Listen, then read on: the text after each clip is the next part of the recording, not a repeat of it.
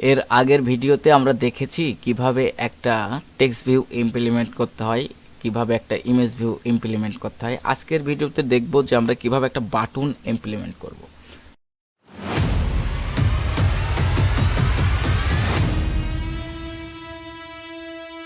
Button implement করার আগে অবশ্যই আপনাকে প্রিভিয়াস ভিডিওগুলো দেখে আসতে হবে এবং আমাদের যে এক্সএমএলে কিভাবে আমরা ডিজাইন করি এই বিষয় নিয়ে আলোচনা করছি এবং সেই সাথে দেখিয়েছি যে কিভাবে একটা টেক্সট ভিউ ইমপ্লিমেন্ট করতে হয়, একটা ইমেজ ভিউ ইমপ্লিমেন্ট করতে হয়।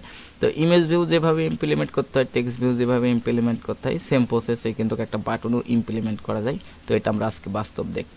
তো বাটন ইমপ্লিমেন্ট করার জন্য আমাদের সেম কাজটি এইভাবে যেভাবে আমরা লিনিয়ার লেআউট বা টেক্সট ভিউ করি, এইটার পরে আমরা বি লিখলেই আমরা দেখতে পাবো বাটন। তো বাটনটাকে আমরা এন্টার দিয়ে নিয়ে নেব। এন্টার দিয়ে নেওয়ার পর সেমভাবে বাটনের উইথ এবং হাইট আপনাকে সিলেক্ট করতে হবে। তো উইথটা আমি ম্যাচ প্যারেন্ট দিয়ে দিই, টোটাল জায়গাটা দিয়ে দিই এবং হাইটটা আমরা যেহেতু বাটন এটার আমরা র্যাপ কন্টেন্ট রাখি আপাতত। তারপর আমরা এটাকে ঠিক করব। তো এরপরে আমাদের বাটনটাকে শেষ করতে হবে।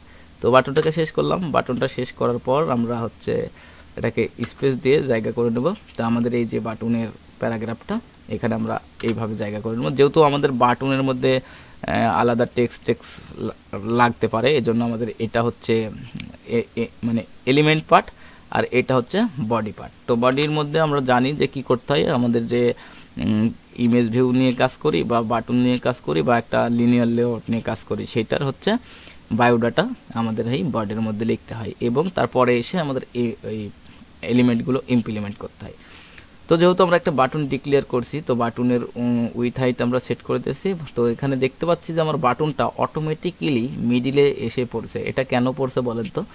তো এটা কেন পড়ছে একটু আপনি ভাবেন আর ভেবে আপনি একটু করেন যে কোডটা তো আমরা কিছুই লিখি নাই।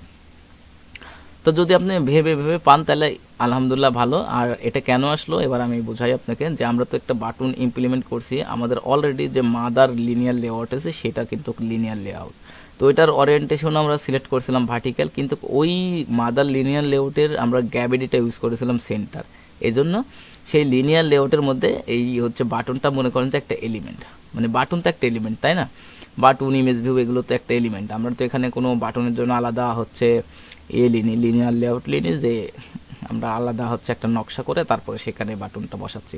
আমরা ডাইরেক্ট কি করছি, আমরা যে মাদার লিনিয়ার লেআউট আছে সেটার ভিতরে একটা বাটন ইমপ্লিমেন্ট করে দিয়েছি। তো এই জন্য আমাদের মাদার লিনিয়ার লেআউটে গ্র্যাভিটি সেন্টার আছে, এই জন্য আমাদের বাটনটা মিডলে আছে। আমরা এটাকে তুলে দিলে আমরা দেখতে পাবো যে বাটনটা উপরে চলে গেছে।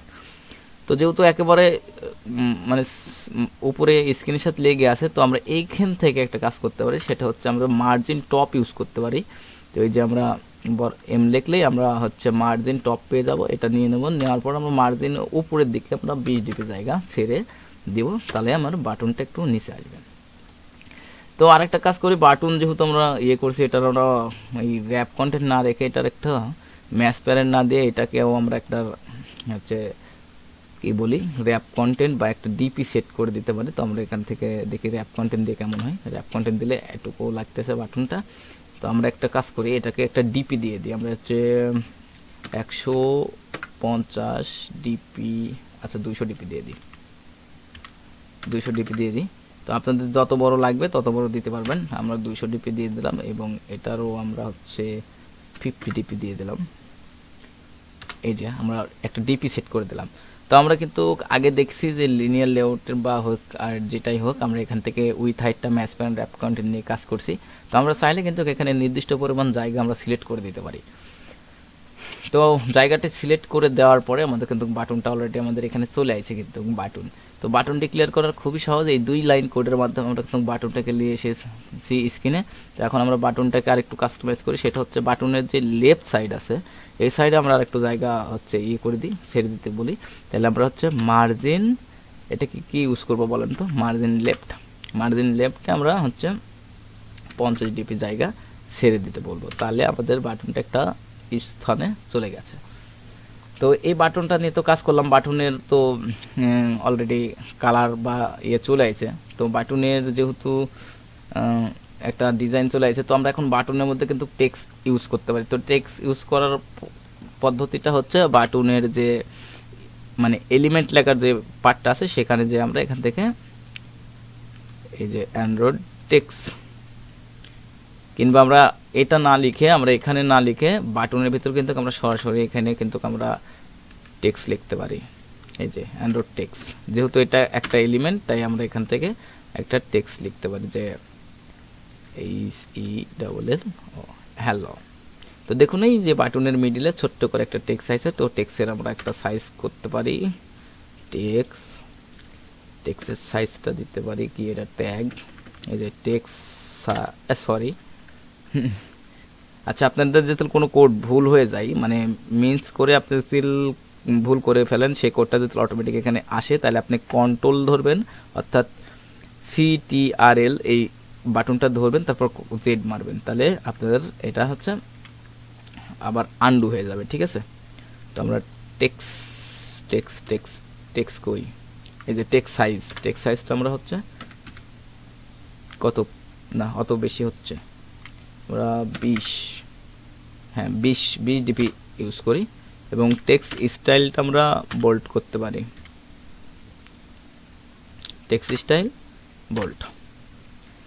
তো আমাদের সুন্দর একটা বাটন আইছেন। তো দেখুন যে আমি একটু বুঝাই যে আমাদের মাদার যে লিনিয়ার লেআউট আছে এটার কিন্তু ওরিয়েন্টেশন সেট করে দেওয়া আছে, তারপরে এটাকে কাস্টমাইজ করা আছে, যে তারপরে আমরা সেই এর মধ্যে মাদার লিনিয়ার লেআউটের মধ্যে আমরা একটা বাটন ইউজ করছি, এই যে বাটন ইউজ করছি। বাটন ইউজ করার পর আমরা বাটনটার উইথ হাইট সেট করেছি এবং মার্জিন লেপ ইউজ করে এটা এইদিকে নিয়ে গেছি, এবং বাটনের ভিতর টেক্সট হিসাবে আমরা হ্যালো লিখে দিয়েছি, এবং টেক্সট সাইজটা 20 ডিপি দিয়েছি, এবং স্টাইলটা বোল্ড করেছি, ঠিক আছে।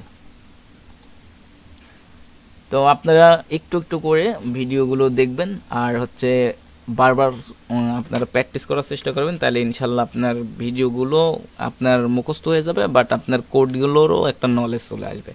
তো অবশ্যই প্র্যাকটিস ছাড়া কিন্তু বেশি দূর আগাতে পারবেন না, অবশ্যই আইলসিপুনা করবেন না, আপনারা অনেক প্র্যাকটিস করবেন।